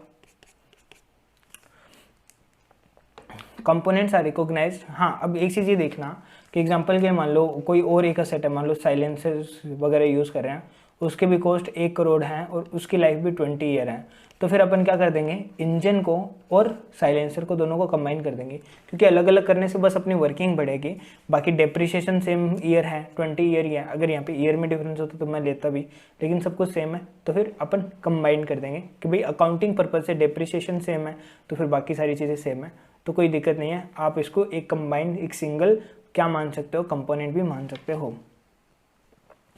अब एक चीज़ बताओ, होता क्या है, जैसे ऊपर वाले एग्जांपल है, 40 साल इसकी लाइफ थी ना। ओके, अब क्या हुआ, 20 साल बीत गए, इंजन खराब हो गया और हमने इंजन को रिप्लेस करा लिया। ओके, या फिर मान लो 20 साल ख़त्म नहीं हुए, यहाँ पे 10 साल ही ख़त्म हुए थे और फिर भी इंजन खराब हो गया, 10 साल ही हुए थे और इंजन खराब हो गया और अब हमें उसे चेंज कराना पड़ा। तो अब 10 साल ही हुए, तो मतलब 20 साल में से अपन ने 10 साल ही डेप्रिशिएट किया होगा, तो 10 साल का तो इंजन का बैलेंस बाकी पड़ा होगा ना, तो उस बैलेंस को तो राइट ऑफ करेंगे। ओके, जो अकाउंट्स में आ रहा है, और जो नए कॉस्ट लगी है हमारी उसको क्या कर देंगे, कैपिटलाइज कर देंगे।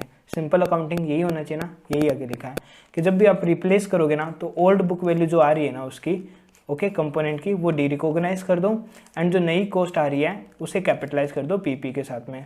लेकिन अगर आप ओल्ड बुक वैल्यू को आइडेंटिफाई नहीं कर पा रहे हो, आप पहले एएस में थे, वहाँ पे कंपोनेंट बेस्ड अकाउंटिंग करते नहीं थे, अब इंड एस आ गया, तो बताओ अभी भाई क्या करें। तो आप ये देखो कि आज की रेट में अगर आप उसी कंपोनेंट को खरीद रहे हो तो कितने में खरीदोगे। ओके, फिर आपने जब एसेट खरीदी थी पुराने 20 साल पहले, तो आप एक काम करो, इसको 20 साल पहले तक डिस्काउंट करके चले जाओ। ओके, तो उस टाइम की आपके पास में प्रेजेंट वैल्यू आ गई कि भाई उस टाइम पे खरीदते तो इतने की पड़ती, अब उस टाइम पे खरीदते तब इतने की पड़ती ना, तो अब वापस से उससे क्या करो, करंट इंटरेस्ट रेट के साथ में उसको डेप्रिशिएट करते करते वैल्यू पे आ जाओ कि आज की डेट में उसकी वैल्यू क्या होती है। समझ गए, ये थी हमारी कंपोनेंट बेस्ड अकाउंटिंग। अब अपन क्वेश्चन करेंगे ना तो हो जाएगा, समझ आ जाएगा। मेजर इंस्पेक्शन कॉस्ट, ओके, ये किसके अंदर लगता है, जैसे कि ना जितनी भी एरोप्लेन्स हैं, ठीक है, तो उनका इंस्पेक्शन होता ही होता है, मैंडेटरी है। ओके, ओवर हार्मिंग एक्सपेंसेस होते हैं शिप के केस में, तो ये क्या होता है, इनको इंस्पेक्शन करवाना पड़ता है हर एक पार्ट का कि सब कुछ एकदम एक्यूरेट है या नहीं है। ओके, तो उन्हें भी कंपोनेंट, ये एक सेपरेट कंपोनेंट माना जाता है, ठीक है, ये कोई मटेरियल नहीं है। ओके, ये क्या है, एक सर्विस है जो कि इंस्पेक्शन की आपको कोई और दे रहा है, लेकिन ये क्या होता है, मेजर कॉस्ट होती है। ओके, तो मेजर कॉस्ट है, इसीलिए अपन उसे एक सेपरेट कंपोनेंट की तरह पे है, वो क्या करते थे, रिकॉग्नाइज, क्योंकि हर साल मान लो हर 2-3 साल के अंदर, 3 साल के अंदर एग्जाम्पल के लिए है, वो आपको क्या करना पड़ता है, ये एक्सपेंस बार बार इनकर करना पड़ता है। अब एरोप्लेन की लाइफ है 50 साल या 100 साल, इंस्पेक्शन कॉस्ट आपको हर 3 साल में इनकर करनी पड़ेगी, तो इंस्पेक्शन कॉस्ट को अपन as a separate component recognize करते हैं और 3 साल में राइट ऑफ करते हैं। समझ के? When new inspection cost incur की जाती है तो ओल्ड की अगर कोई बुक वैल्यू वो डी रिकॉग्नाइज कर दो एंड नई वाली को रिकॉग्नाइज कर लो। ओके, और ये एक इंटेंजिबल इंस्पेक्शन कॉस्ट की तरह कंसिडर की जाती है। डी रिकॉग्निशन पे कोई भी गेन या लॉस होगा तो वो आप कहाँ ट्रांसफर करोगे? SOPL यानी स्टेटमेंट ऑफ P&L के अंदर है वो ट्रांसफर कर दोगे। समझ गए होंगे। अगर as per India 16 PP whenever any component is replaced, अगर कोई भी कंपोनेंट है वो रिप्लेस हो जाता है, देन जो भी नई न्यू कॉस्ट आ रही है ना, इनकर्ड हुई है ऑन रिप्लेस्ड कंपोनेंट के ऊपर, वो कैपिटलाइज की जाएगी एज पर पैरा 7। पैरा 7 क्या बोला था आपको कि उसका फ्यूचर इकोनॉमिक बेनिफिट फ्लो होना चाहिए and future economic benefit flow होना चाहिए और उसकी कॉस्ट जो है वो रिलायबली मेजरेबल होनी चाहिए। तो ये दोनों कंडीशन अगर सेटिस्फाई होगी तो कोई भी कंपोनेंट रिप्लेस हुआ है उसे अपन रिकॉग्नाइज कर लेंगे। तो नॉर्मल ये इनिशियल क्राइटेरिया थी ना कि पीपी को या किसी भी एसेट को रिकॉग्नाइज करने की, तो वही यहाँ पे इसने बोली है। ओल्ड कंपोनेंट को अपन डी रिकॉग्नाइज कर देंगे एंड वो अपन ऑलरेडी डिस्कस कर चुके हैं कि कैसे करेंगे। ओके, अब सी मेजरमेंट के लिए क्राइटेरिया क्या है? तो अगर आप इनिशियली करोगे ना तो वो हमेशा कॉस्ट पे करना है। किस पे? कॉस्ट पे। लेकिन अगर आप सब्सिक्वेंटली करते हो ना तो आपके पास में 2 ऑप्शन है, कॉस्ट पे भी कर सकते हो और रिवैल्यूएशन पे भी कर सकते हो। और यहाँ पे एंटिटी के पास में चॉइस आ जाती है, और जहाँ पे भी चॉइस आती है तो अपन ने कल ही पढ़ा था, यहाँ पे ये अकाउंटिंग पॉलिसी बन जाएगी। ओके, कि अब एंटिटी डिसाइड करेगी, वो अपनी पॉलिसी में लिख देगी कि मैं जो हूँ वो रिवैल्यूएशन मॉडल फॉलो करूँगी for a particular class of asset के लिए। समझ गए बच्चा? मैं भी बच्चा ही हूँ भाई पता नहीं क्या बोल रहा हूँ, कोई बात नहीं। तो इनिशियली आप पीपी रिकॉर्ड करोगे कॉस्ट के ऊपर। ओके, कॉस्ट के ऊपर आपको रिकॉर्ड करनी है, मतलब कि जो कॉस्ट है वो कैलकुलेट की जाएगी पीपी के लिए, जो कि इस तरह से है। कॉस्ट में सबसे पहले परचेज प्राइस ले लो, फिर उसमें सारी इंपोर्ट ड्यूटी, जीएसटी डायरेक्टली, मतलब आईटीसी अवेलेबल नहीं होना चाहिए। ये कॉस्ट कैलकुलेट वाला क्या है, सिंपल पार्ट है, मेरे को बहुत सिंपल लगता था कि सबसे पहले तो आप ज्वाइन कर लो। सबसे पहले आप क्या कर लो, जितनी भी कॉस्ट होते हैं ना, अपन लगभग सब भी क्वेश्चन में जो भी आते हैं सबको ऐड करना होता है, लेकिन किसको नहीं करना है वो चीज़ पे फोकस करो। अगर जितने भी टैक्सेस हैं, अगर आपको आईटीसी अवेलेबल है तो फिर आपको ऐड नहीं करना। आप ऐड कब करोगे? जब आईटीसी आपको अवेलेबल नहीं है। जितनी भी डायरेक्टली एट्रीब्यूटेबल कॉस्ट है to for locating the asset into the present condition and मतलब कि जो भी present location and condition intended by management है, उस तक जितनी भी कॉस्ट आती है वो सारी कॉस्ट यहाँ पे कैपिटलाइज होगी। Directly attributable cost to bring the PP to location and condition intended by management, तो वो सारी की सारी आपको यहाँ पे ऐड ऑन करनी होती है। नीचे 3-4 कॉस्ट, 4 कॉस्ट है शायद, वो एक्सक्लूड होगी, वो अपन को देखना एक बार, लेकिन नॉर्मली सारी कॉस्ट इसमें इंक्लूड हो जाएगी। मतलब कि मैंने एसेट खरीद ली, अब मेरी फैक्ट्री में आके जब तक वो चालू नहीं होगी ना, तब तक जितना खर्चा उसके ऊपर लग रहा है वो सारा मेरा डायरेक्टली एट्रीब्यूटेबल कॉस्ट होता है और मैं उसे कैपिटलाइज करता हूँ। टैक्सेस को भी करूँगा क्या? अगर आईटीसी नहीं मिल रहा तो कर दो। ओके, साथ साथ में बोरोइंग कॉस्ट को भी करूँगा एज पर इंडियाज 23। अब ये अपन नेक्स्ट वीडियो में डिस्कस कर लेंगे कि इंडियाज 23 के अकॉर्डिंग बोरोइंग कॉस्ट को कैसे कैपिटलाइज किया जाता है। इसके अंदर भी है ना 2 पार्ट के अंदर है, एक जनरल बोरोइंग होती है तो क्या होगा और एक स्पेसिफिक बोरोइंग है तो क्या होता है। ओके, चलो ये वहीं पे डिस्कस करेंगे, अभी यहाँ पे ज़्यादा हो जाएगा वरना। और साथ साथ में आपको एक चीज़ और खर्चा एडिशनली ऐड करना है, उसको अपन बोलते हैं डी रोल एक्सपेंडिचर। ओके, ये क्या होता है कि एग्जाम्पल के लिए आपने कोई एसेट है वो क्या है, खरीदी है। ओके, अब आपको फ्यूचर इकोनॉमिक बेनिफिट फ्लो होंगे, लेकिन आपको वापस से उस एसेट को जैसे वो पहले थी वैसे को वैसे करके देना पड़ेगा। अब एग्जाम्पल के लिए आपको क्या मिली है, कोल माइंस मिल गई हैं। कोल माइंस किससे मिली? गवर्नमेंट ऑफ इंडिया से। तो अब आप क्या करोगे, उसको खोदोगे, उसमें से कोयला निकालोगे, लेकिन गवर्नमेंट कहती है कि ऐसे तो आप निकाल के यहाँ पे कचरा छोड़ दोगे, हम ऐसे नहीं रहने देंगे।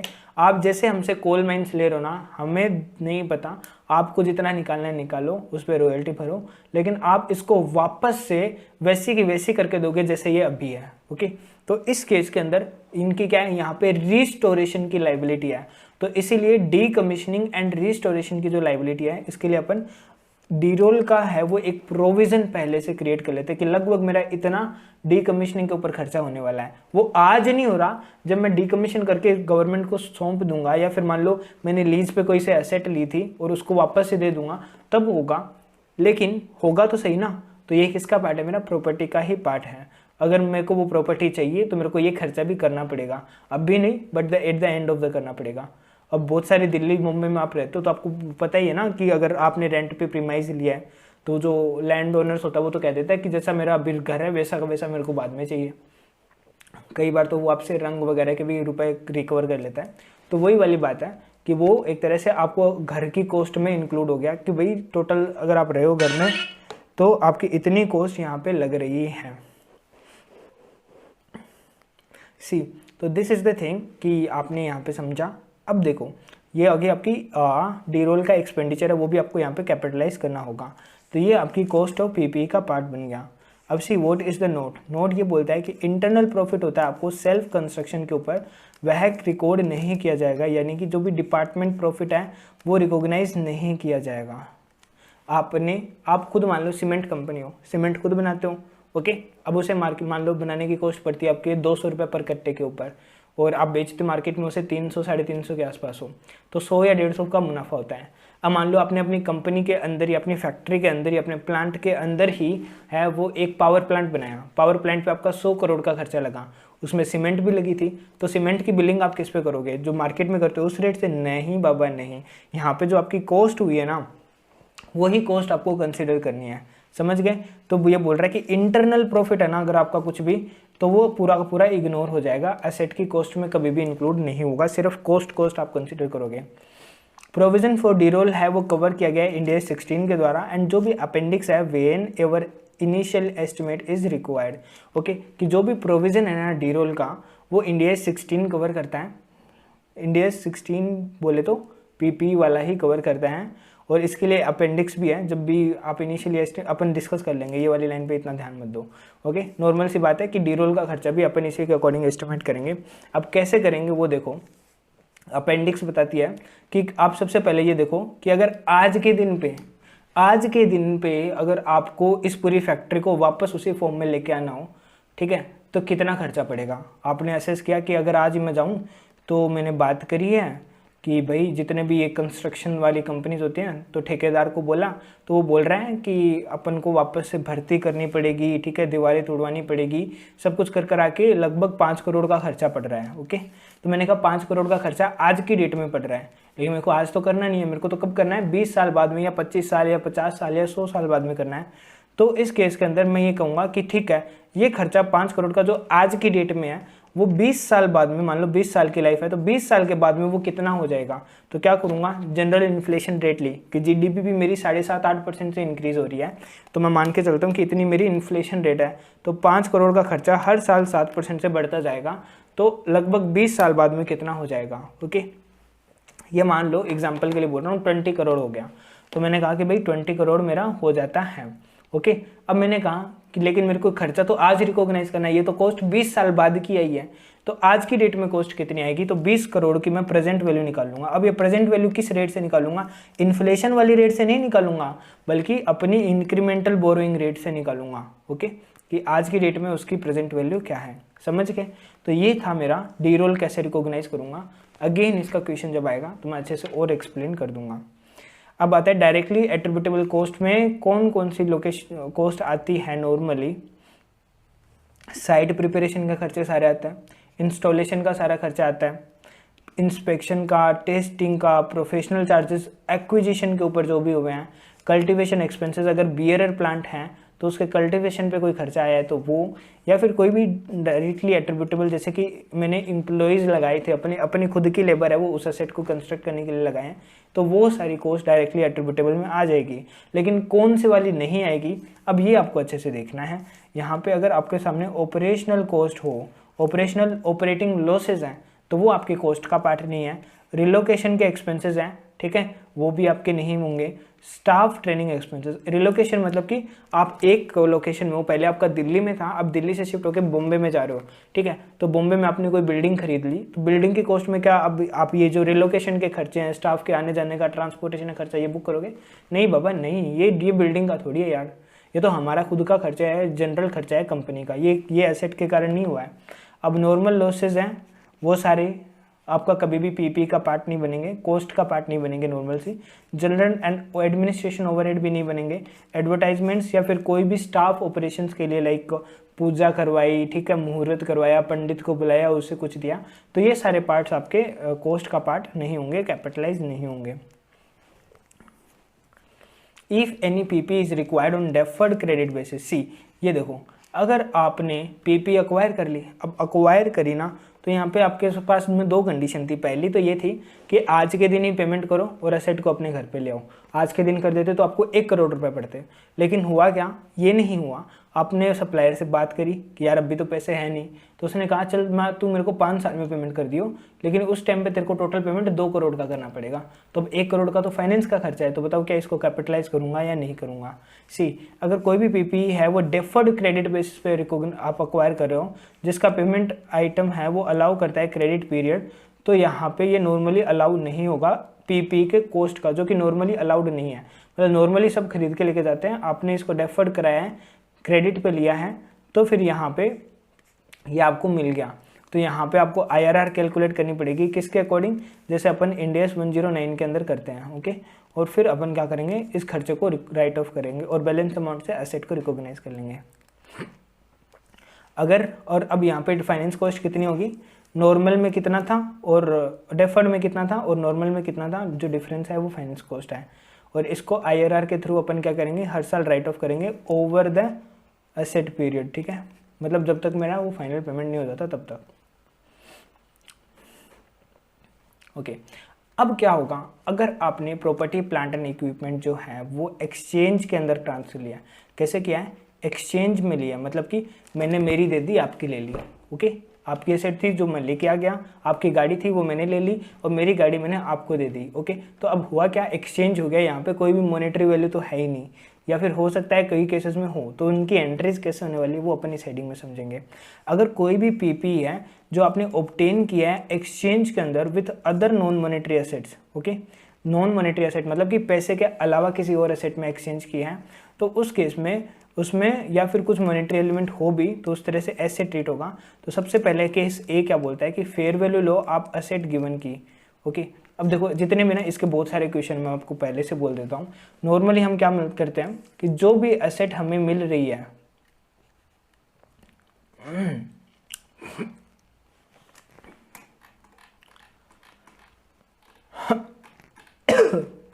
सॉरी, यहाँ पे स्पेस है। देखो मैंने अपनी कार दी, ओके, और ये आपकी कार है, मैंने ये देख के ये ले ली, मेरे को इसकी वैल्यू बता रखी है कि 5 लाख रुपए है, ठीक है, और मान लो इसकी वैल्यू है आज की डेट में 5.5 लाख रुपए, फेयर वैल्यू, ओके, सिंपल सा।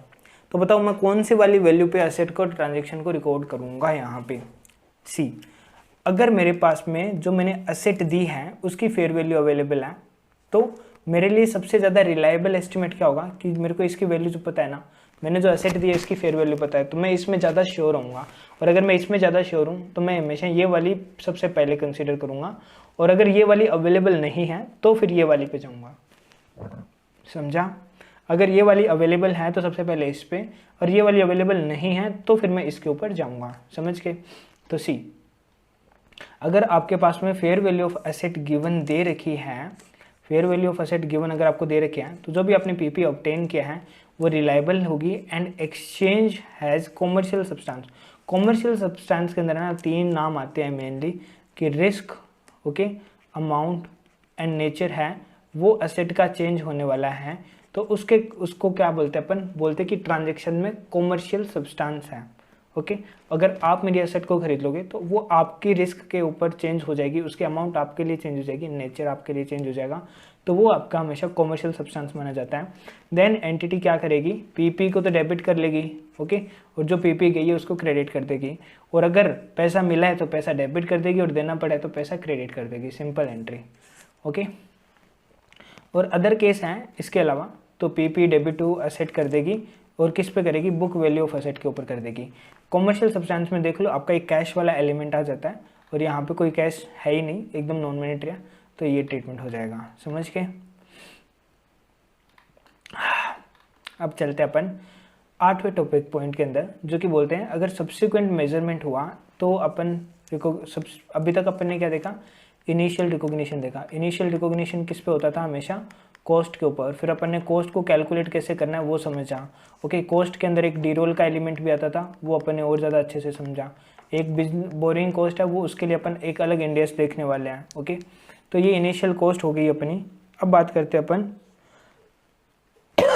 अब बात करते हैं सब्सिक्वेंट मेजरमेंट एंड रिकॉग्निशन कैसे होगा।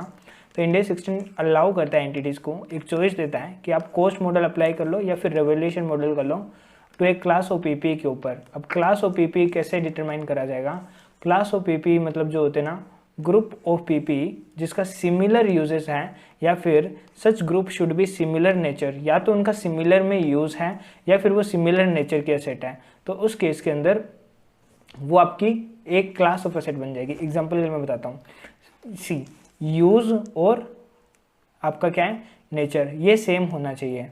अब एग्जांपल के लिए आपके पास मान लो एक कॉमर्शियल बिल्डिंग है, ओके, एक आपके पास में रेजिडेंशियल बिल्डिंग है, ओके, एक आपके पास में वो मान लो फार्मिंग लैंड है, ओके।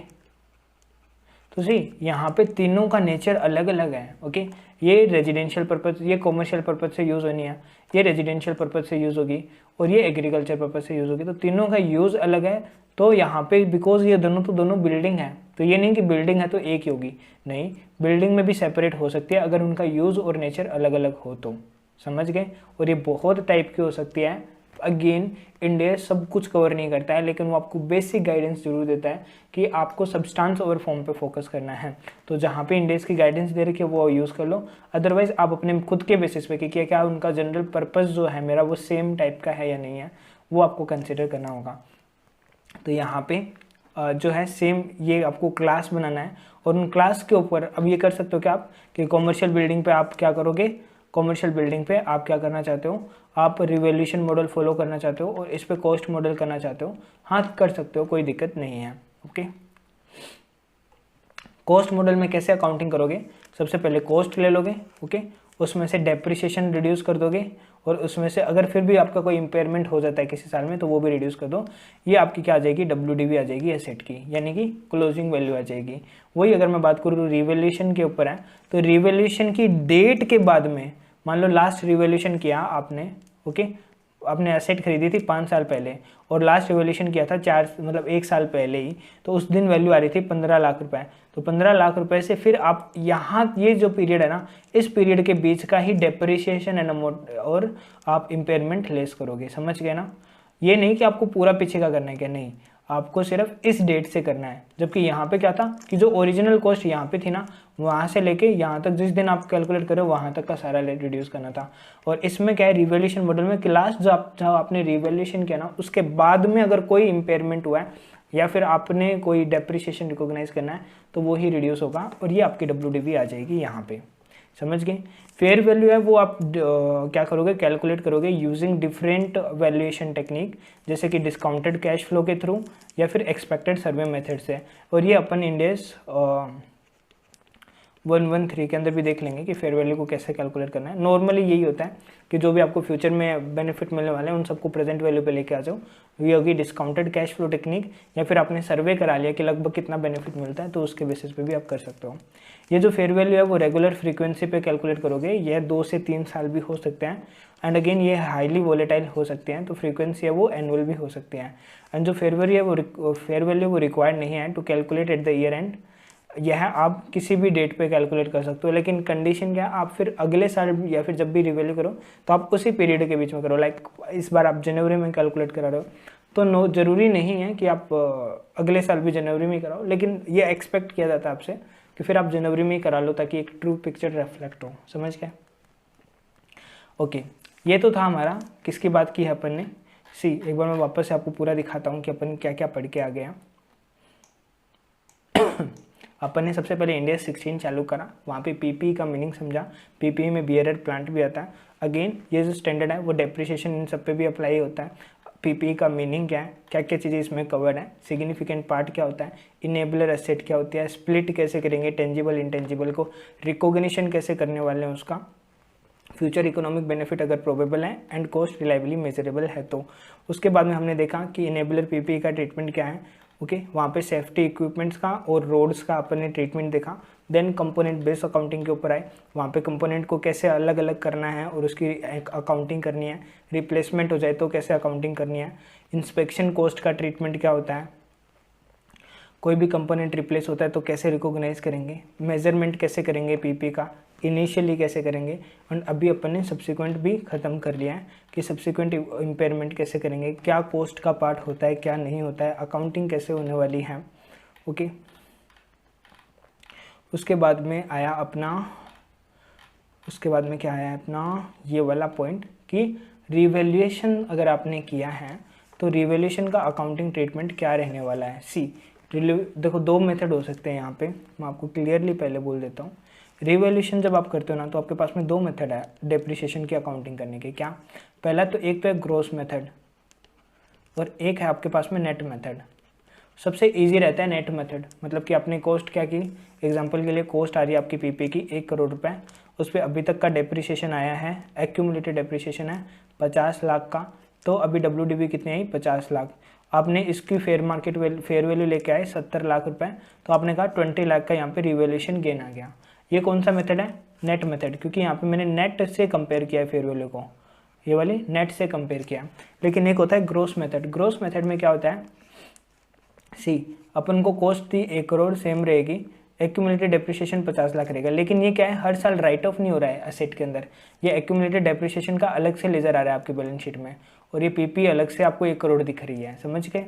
और फिर आपका नेट कितना ही आओ कोई मतलब ही नहीं है, ठीक है। अब बस आपको ये पता है कि यहाँ पे 20 लाख का आपको रिवैल्यूएशन हुआ है एसेट की कॉस्ट में, तो अब 20 लाख का जो रिवैल्यूएशन हुआ है वो अपन ये देखेंगे कि इसमें ये टोटल कितना हो रहा है मेरा 150 लाख रुपीज़ हो रहा है। ओके, तो 50 डिवाइड बाई 150 कितना हो रहा है, उसके अकॉर्डिंग इसकी वैल्यू को अपन इंक्रीज करेंगे। देखो अभी कैसे करने वाले हैं। सी ग्रॉस मेथड में सबसे पहले कैलकुलेट करो कि चेंज कितना हुआ है कैरिंग अमाउंट ऑफ पीपी में, वो भी परसेंटेज के अंदर। तो बताओ यहाँ पे पीपी की कैरिंग अमाउंट कितनी है 1 करोड़ रुपए। ओके, ये नहीं करना, आपको यहाँ पे देखना है कि 20 लाख रुपए हैं। ओके, और वो पीपी की 50 लाख में कितना परसेंट चेंज है। ओके, तो 20 डिवाइड बाई 50% करो, तो ये आया 20 डिवाइड बाई 50%, यह आया 40% का इंक्रीज़ है। ओके, तो 40% का इंक्रीज़ है, मतलब ये कितने के इक्वल है, ये 60% के इक्वल है। ओके, ये दोनों ही, सिर्फ ये नहीं, एक्यूमुलेटेड डेप्रिसिएशन भी 60% के इक्वल ही है। तो देखो अब अपन क्या करेंगे, 1 करोड़ डिवाइड बाई 60% किया तो ये आ गया 1.66 करोड़, और 50 लाख डिवाइड बाई 60% किया तो ये आ गया 83.33 करोड़। ओके, अब अगर आप 1.6666 से 0.8333 लेस कर दोगे ना, 1.66 माइनस 0.8333, तो ये आपका आ जाएगा 83.27 करोड़। वेट ए मोमेंट,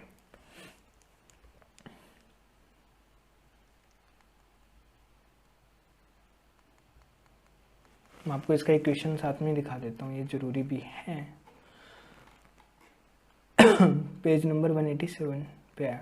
देखो यहाँ से बस यही बेनिफिट है, जब आप इंडेक्स रेफर करते हो ना तो आपको 1 सेकंड के अंदर फाइंड आउट हो जाता है कि रिवैल्यूएशन का ग्रोस पे और नेट मेथड के ऊपर कौन सा क्वेश्चन है, और आप डायरेक्टली उस पर जा सकते हो, समझ के। 186 में चलते हैं, मैं आपको इसका साथ में दिखाई देता हूँ, कोई डाउट नहीं रहेगा, इसमें बहुत बच्चों को डाउट भी आता है।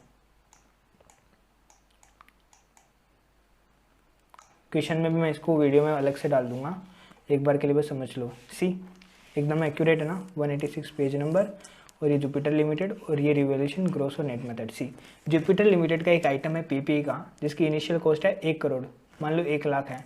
ओके, और डेप्रिसिएशन अभी तक कितना हो गया 55,000 रुपये, और उसकी जो फेयर वैल्यू है एसेट की वो क्या है, सिमिलर एसेट की, वो असेस हुई है 65,000 रुपीज़ पे। सी 1 लाख की एसेट थी, ठीक है, 55,000 का डेप्रिसिएशन था, तो बताओ नेट कितना आया 45,000 रुपये, 45,000 आया। लेकिन अभी इसकी कॉस्ट कितनी होगी, अभी इसकी फेयर वैल्यू आई है 65,000, मतलब कि कितने का 20,000 का यहाँ पे क्या हुआ है, इंक्रीज़ हुआ है। अगर मैं यहाँ पे सीधा सिंपल मेथड से करूँ, सिंपल मेथड यानी कि ये मेरा है net method. Okay, net method से करूँगा तो सिंपली मैं यहाँ पे असेट की कॉस्ट को 20,000 से इंक्रीज़ कर दूँगा, और जो भी डेप्रिसिएशन है उसे असेट से राइट ऑफ कर दूँगा, राइट। लेकिन अगर यहाँ पे ये सिंपल था, इसको हर कोई ऑप्ट करेगा, लेकिन मेथड 2 क्या बोलता है, वो है रिवैल्यूएशन वाला। वो कहता है किसी असेट की कॉस्ट कितनी थी 45,000 की, ओके, हो गई कितनी अभी 65,000 की, तो 20,000 का इंक्रीज हुआ है। ये 20,000 रुपीज़ है, वो आपकी कॉस्ट पे कितना था, तो 20,000 डिवाइड बाय 45,000 परसेंटेज, तो ये आया 44.44%, और इसने राउंडिंग ऑफ पे लेके सिर्फ 44% ले लिया है, लेकिन यहाँ पे कैलकुलेशन में 44.44 ही लिया है, ठीक है।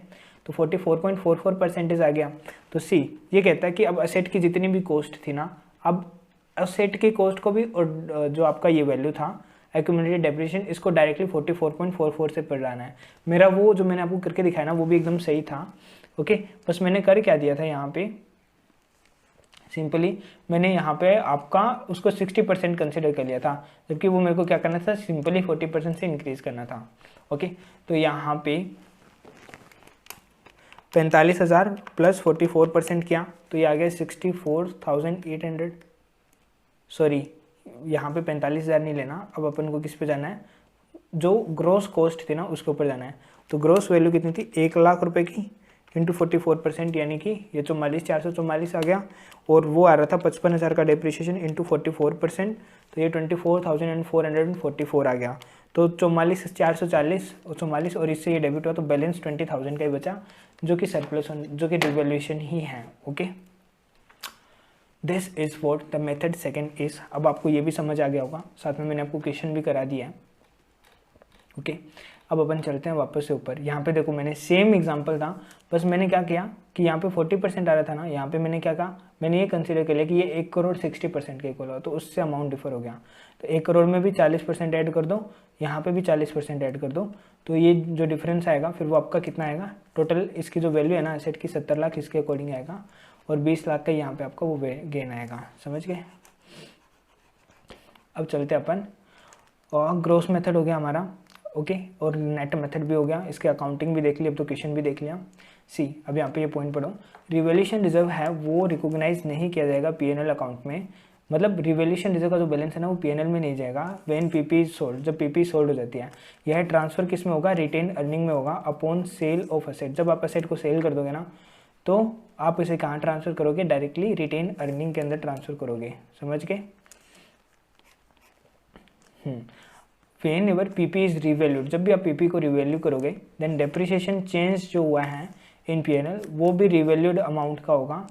It means change charge to PNL can be more और लेस ड्यू टू रिवैल्यूएशन, तो रिवैल्यूएशन के कारण ऊपर नीचे हो सकता है, but entities have choice to transfer additional depreciation charge from revaluation reserve to retain earning, तो जो भी एडिशनल डेप्रिसिएशन उन्होंने चार्ज किया ना रिवैल्यूएशन के कारण, तो यहाँ पे एंटिटी के पास में चॉइस है कि वो उसे कहाँ ट्रांसफर कर सकते हैं, डायरेक्टली रिटेन अर्निंग में कर सकती है, समझ के। रिवैल्यूएशन पॉलिसी है वो डिस्क्लोज की जाएगी विथ फ्रीक्वेंसी ऑफ रिवैल्यूएशन, आपको नोट्स टू अकाउंट्स में डिस्क्लोज करना है कि आपकी रिवैल्यूएशन की पॉलिसी क्या है और कितने टाइम पीरियड के अंदर आप उसको क्या करते हो, रिकॉग्नाइज करते हो।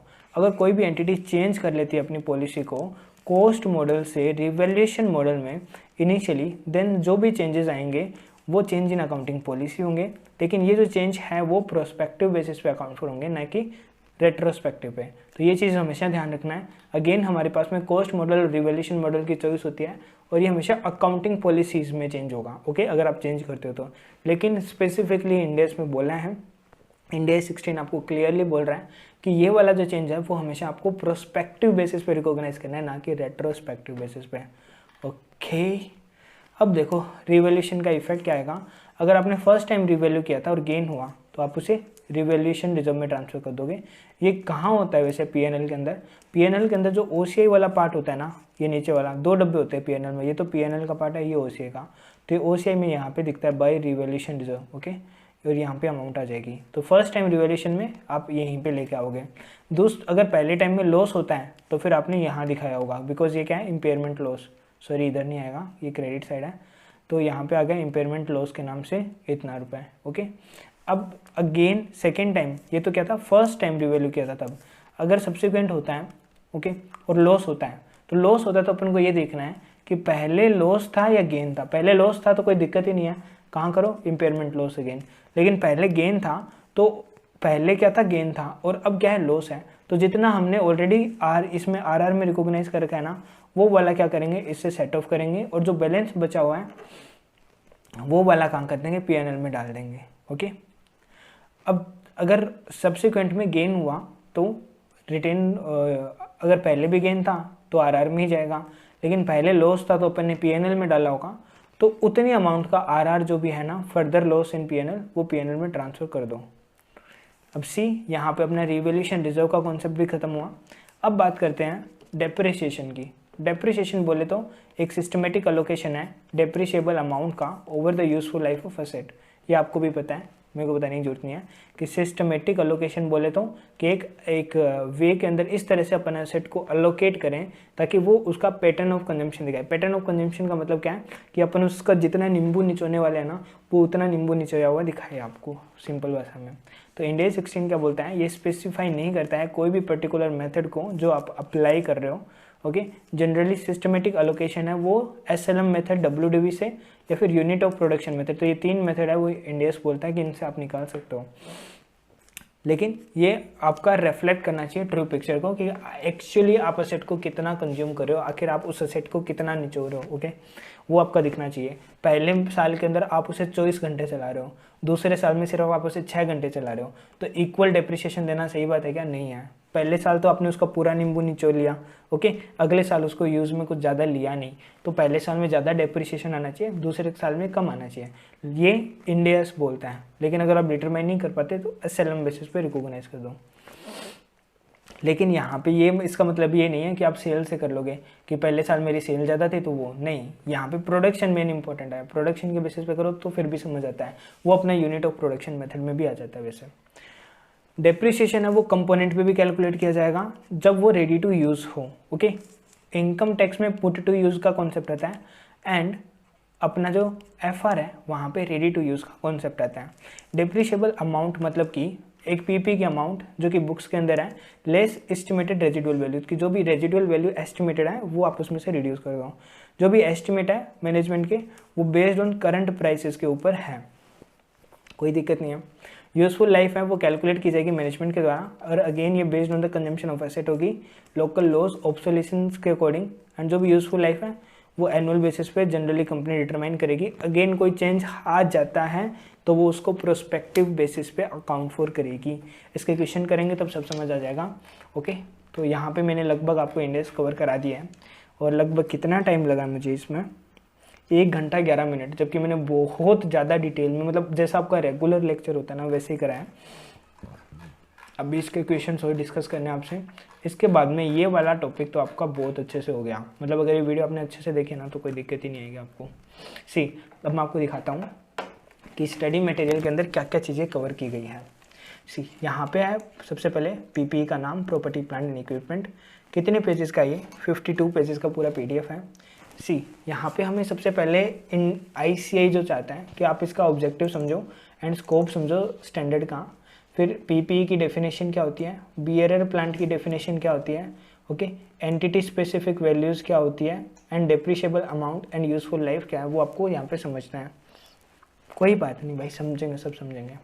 Then revaluation and cost model के साथ में आपको डील करना था PPE में।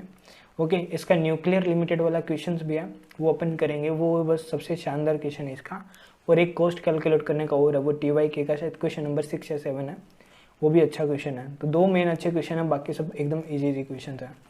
डिफरेंशिएट करना है repair and maintenance, replacement and major inspection cost में। अपन ने मेजर इंस्पेक्शन कॉस्ट कर ली थी, ओके, रिप्लेसमेंट की कॉस्ट भी कर ली थी। रिपेयर एंड मेंटेनेंस में इसने जनरल रिपेयर का बताया, मतलब अगर आप अभी अपना ICAI का देखेंगे ना तो उन्होंने बोला कि नॉर्मल रिपेयर क्या होता है और मेजर रिपेयर क्या होता है। तो नॉर्मल रिपेयर तो होता है, उसको तो अपन कैपिटलाइज नहीं करते हैं, वो तो डे टू डे के खर्चे हैं, ठीक है। लेकिन मेजर चला जाता है तो फिर अगर मेजर पार्ट है, सिग्निफिकेंट पार्ट है, ओवर द पीरियड अपन को बेनिफिट देने वाला है, तो नो डाउट अपन उसको क्या करेंगे, असेट के अंदर रिकॉग्नाइज करेंगे, मतलब कैपिटलाइज करेंगे। डेप्रिसिएशन का method, useful life and residual value देखना आपको इसमें, and existing decommissioning and restoration and similar asset को कैसे रिकॉग्नाइज करना है। और उसमें जब भी कोई चेंजेस आएगा ना, अब चेंजेस का कोई थ्योरी का कॉन्सेप्ट नहीं है, ठीक है। अगर चेंजेस आता है तो अपन उसको फिर से एक्सपेक्ट करेंगे, ओके। और फिर जो वैल्यू आनी चाहिए कि आज की डेट पे मतलब अगर आपको इंड एस 115 आपने किया ना तो वहाँ पे आप कम्युलेटिव कैचअप बेसिस पे अकाउंटिंग देखते हो, तो कम्युलेटिव कैचअप बेसिस वाला इधर है, मतलब वो मॉडिफिकेशन के टाइम पे आता है, वो वही इधर है कि अगर आपका यहाँ पे क्या बोलते हैं कोई चेंज आ जाता है तो फिर वो मॉडिफिकेशन ही है और आप उसे कम्युलेटिव कैचअप बेसिस पे अकाउंट फॉर करोगे। मतलब आज की डेट तक कितना रिकॉग्नाइज हो गया है और आज की डेट पर नई कंडीशंस के अकॉर्डिंग कितना रिकॉग्नाइज हो जाना चाहिए था, जो भी डिफरेंस है फिर वो मैं करंट ईयर में रिकॉग्नाइज कर दूंगा। समझ गए? सी अब ये चार्ट आ गया। सबसे पहले ये रिकॉग्निशन की बात कर रहे हैं, किसकी? एसेट की। इनिशियल कॉस्ट के ऊपर एंड सब्सिक्वेंट कॉस्ट होती है तो उसका कैसे करेंगे। मेजरमेंट के अंदर कॉस्ट के अंदर क्या क्या एलिमेंट्स होते हैं और उनका मेजरमेंट कैसे करने वाला है। ओके, मेजरमेंट आफ्टर रिकॉग्निशन यानी कि कॉस्ट मॉडल या रिवोल्यूशन मॉडल का डेप्रिसिएशन के method, impairment and compensation for impairment, ये वाला जो टॉपिक है ना, ये इम्पेयरमेंट वाला, वो अपन इंड एस 36 में अच्छे से देखेंगे। नॉर्मली क्या है, बस कॉस्ट जो आ रही है ना पीपी की, उसमें से रिड्यूस करके दिखाया है। देन आता है डी रिकॉग्निशन का क्या होगा एंड डिस्क्लोजर का क्या होने वाला है। ग्रेट। अब बात करते हैं ऑब्जेक्टिव क्या होता है। ठीक है, तो यहाँ पे आपको अकाउंटिंग ट्रीटमेंट बताना है प्रॉपर्टी, प्लांट एंड इक्विपमेंट का, यही बस इसका ऑब्जेक्टिव है ताकि यूजर्स को बहुत अच्छी इन्फॉर्मेशन मिल पाए। ओके, स्कोप क्या है? स्कोप देखो, सबसे पहले कि यह अप्लाई होगा पीपी के ऊपर एक्सेप्ट कि यह परमिट करे डिफरेंट अकाउंटिंग ट्रीटमेंट। लाइक जैसे अगर कोई हेल्ड फॉर सेल है तो इंड एस 105 से ट्रीटमेंट होगा। ओके, एक्सप्लोरेशन के लिए माइंस वगैरह है तो वो 106 में जाएगी। बायोलॉजिकल एसेट इंड एस 41 में जाएगी। ओके, तो ये बता रहा है कि कई जगह पे अलग है लेकिन बाकी सब पे ये अप्लाई होता है। फिर यहाँ पे पीपी की डेफिनेशन बताइए कि वो सारे टेंजिबल आइटम्स जो कि held for use in production और सप्लाई ऑफ गुड्स और सर्विसेज हैं या फिर expected to be use during more than one period है, वो आपकी पीपी होते हैं। ओके, अब अगेन यहाँ पे बता दिया पीपी टेंजिबल है, held for use in production है and more than one period है, वो यूज़ होने वाले हैं। देन बियरर प्लांट जो कि production and supply of agricultural produce में यूज़ होने हैं and again more than one period के लिए ये रखे हुए हैं और रिमोट लाइकली हो रहा है कि ये एग्रीकल्चर प्रोड्यूस में सोल्ड होंगे एक्सेप्ट कि ये इंसिडेंटल स्क्रैप सेल हो। तो ये वाली लाइन यहाँ पे एक्स्ट्रा थी, मैंने इंपॉर्टेंट नहीं मानी। इंसिडेंटल स्क्रैप सेल्स मतलब कि मान लो मैंने अपना पूरा का पूरा खेत ही बेच दिया, तो अब खेत के साथ में मैं अलग तो कर नहीं सकता पेड़ों को, तो वो भी जाएंगे। तो वो वैसे सेल की बात कर रहा है कि अगर वैसे सेल नहीं हो तो नॉर्मली अपन क्या करेंगे, आम तोड़ेंगे और आम को बेचेंगे। समझ गए? और इसकी रिमोट लाइक्लीहुड है कि मैं उनको बेचूंगा। ठीक है, कैरिंग अमाउंट क्या होती है, कॉस्ट क्या होती है, डेप्रिशिएबल अमाउंट क्या होती है, डेप्रिसिएशन क्या होती है, एंटिटी स्पेसिफिक वैल्यू क्या होती है, मतलब प्रेजेंट वैल्यू बुक को कैलकुलेट करने का बता रहा है ये लाइबिलिटी को सेटअप करने के बाद में। फेयर वैल्यू क्या होता है, इम्पेयरमेंट लॉस क्या होता है, ओके, रिकवरेबल अमाउंट क्या होता है, रेजिडुअल वैल्यू क्या होता है, ये सारी चीज़ें आपको पता है। ओके, अब मेन चीज़ों पे मैं जा रहा हूँ कि क्राइटेरिया क्या है। देखो, किसी भी एसेट को रिकॉग्नाइज करने की दो ही क्राइटेरिया है, एक तो फ्यूचर इकोनॉमिक बेनिफिट आपको फ्लो होने चाहिए एंड आप उसे मेजर कर सको reliably, this is what the requirement is. Okay, अब स्पेयर पार्ट्स का रिकॉग्निशन कैसे करना है, अगर वो कंडीशन क्वालिफाई करते हैं पीपी की तो रिकॉग्नाइज करो, अदरवाइज नहीं, वो इन्वेंट्री में चले जाएगा, क्लासिफाइड एज इन्वेंट्री। अब यूनिट ऑफ मेजरमेंट क्या होगी for recognition of PP and aggregation of individually insignificant items का क्या होगा। तो यूनिट ऑफ मेजरमेंट है वो ये स्टैंडर्ड बिल्कुल भी प्रिस्क्राइब नहीं करता है, आप जनरल क्राइटेरिया वो फॉलो कर सकते हो, वहाँ पे आप अपना जजमेंट है वो अप्लाई करोगे। अब देखो, इनिशियल कॉस्ट क्या होती है कि इनिशियल कॉस्ट मतलब जो भी आपको कॉस्ट इनिशियली इनकर करनी पड़ रही है, ठीक है, एसेट के ऊपर, वो सारी की सारी कॉस्ट आ जाएगी। ओके, अब यहाँ पे एक एग्जांपल बताया कि एक केमिकल मैन्युफैक्चरर है वो इंस्टॉल करता है एक नया केमिकल हैंडलिंग प्रोसेसेस ताकि वो कंप्लाई कर सके इन्वायरमेंटल रिक्वायरमेंट के साथ में for storage of dangerous chemicals. तो जो भी related plant enhancements are recognize किए जाएंगे as asset, without them the entity is unable to manufacture thus and sell the chemical, because ये उसके लिए केमिकल को सेल करने के लिए नेसेसरी है, तो ये उसके कॉस्ट का पार्ट माना जाएगा। साथ में मैं फर्दर इसको क्या करूँगा, इम्पेयर भी कर सकता हूँ। सब्सिक्वेंट कॉस्ट आती है रिपेयर मेंटेनेंस, यानी ये तो डे टू डे की कॉस्ट है, ये क्या एसेट में कैपिटलाइज होगी, नहीं होगी। मेजर ओवरऑल इंस्पेक्शन अपन ने पढ़ा था, होगी। ओके, ये एक सेपरेट सिग्निफिकेंट कंपोनेंट हो जाता है एंड रिप्लेसमेंट अगर रेगुलर वैल्यूज पे करना पड़ रहा है तो भी ये हो जाएगा। रिप्लेसमेंट की अकाउंटिंग भी अपन ने देख रखी है यहाँ पे। उसके बाद में आते हैं अपन नेक्स्ट, यहाँ पे ये एग्जांपल दे रखा है, अभी क्वेश्चंस वाली वीडियो में अपन सारी चीज़ें कवर कर लेंगे। मेजरमेंट कॉस्ट के ऊपर कैसे होगा, okay. And cost, element of cost क्या होने वाला है, तो कंपोनेंट ऑफ कॉस्ट क्या होता है, इसमें सारे परचेज प्राइस, टैक्सेस वगैरह सब इंक्लूड हो जाते हैं, तो वही बताया हुआ है। और डायरेक्टली एट्रीब्यूटेबल कॉस्ट जो भी होगी वो आ जाएगी सारी की सारी, और डी रोल का प्रोविजन आ जाएगा, बोरोइंग कॉस्ट आ जाएगी, प्रोफेशनल फीस, सब कुछ आ जाएगी। बस इन्होंने यही बताया है। यहाँ पे एग्जाम्पल क्या है जो कि कॉस्ट नहीं है आइटम ऑफ पीपी की, जैसे कि like cost of conducting business in a new location with a new classes of customer की, इंट्रोड्यूसिंग करने की, ओपनिंग न्यू फैसिलिटी की, and administrative and other general overhead cost की, ओके।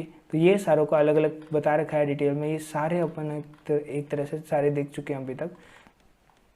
सी पेमेंट डेफर्ड क्या है, बियॉन्ड नॉर्मल क्रेडिट टर्म, तो जो differential amount है वो अपन क्या करेंगे, फाइनेंस कॉस्ट रिकॉग्नाइज करेंगे।